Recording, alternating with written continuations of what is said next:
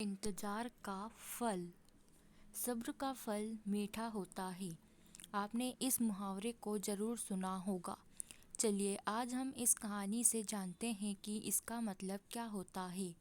इस कहानी में बताया गया है कि तारों को कैसे ईर्ष्या का भाव उत्पन्न होता है और श्री नारद मुनि उनको कैसे इस मुहावरे का अर्थ समझाते हैं।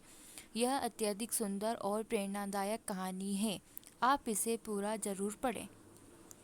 हम जब आसमान की ओर देखते हैं तो सूर्य अस्त होता रहता है। तभी आसमान में तारे टिमटिमाने लगते हैं। कुछ तारे अत्यधिक चमकीले होते हैं, परंतु कुछ कम चमकीले होते हैं। अधिक चमकीले वाले तारों पर हमारी नज़र जल्दी पहुंचती है, परंतु कम चमकीले वाले तारों पर हमारी नज़र बहुत कम ही जाती है। इसीलिए हम उन पर ध्यान नहीं दे पाते और उनकी सुंदरता फीकी पड़ जाती है।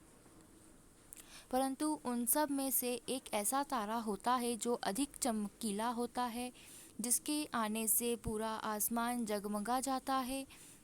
वह इतना सुंदर और चमकीला होता है कि उसके जगमगाते ही लोगों के चेहरे पर खुशी आ जाती है। उसे हम स्वाति नक्षत्र के नाम से जानते हैं।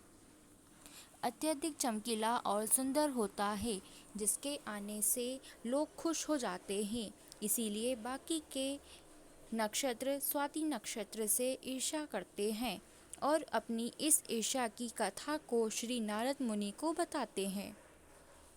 नारद मुनि उन सभी तारों को समझाते हुए कहते हैं कि देखो, जो भी सब्र करता है उनकी कीर्ति संसार में होती है और मुझे प्रतीत होता है कि आप लोगों में धैर्य नहीं है। इसीलिए आप लोग संध्या काल में होते ही तुरंत जगमगाने लगते हैं। लेकिन स्वाति नक्षत्र अत्यधिक समय के बाद आसमान में निकट आता है, तभी उसकी प्रतिस्पर्धा इतनी अधिक होती है। तभी सभी लोग के चेहरे पर मुस्कान आती। इसीलिए कहा जाता है कि हमें सब्र करना चाहिए, क्योंकि उसका फल मीठा होता है।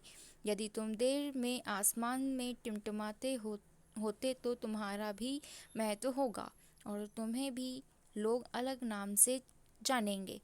नारद मुनि द्वारा समझाई गई बात सभी तारों को समझ में आ गई। सब्र का फल मीठा होता है, यह बात हम सब जानते हैं और इसे लोग महसूस भी किया है।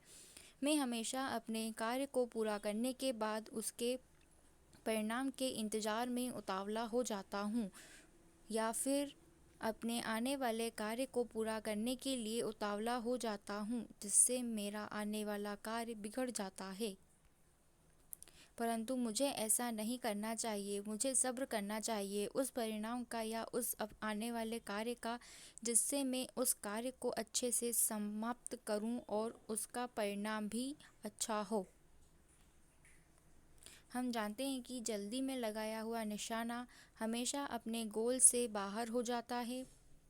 हमें धैर्यपूर्वक उस निशाने को भेजना चाहिए, तभी हमें जीवन में सफलता मिलेगी। हमें किसी भी कार्य को धैर्यपूर्वक करना चाहिए, तभी सफलता के दरवाजे खुलते हैं।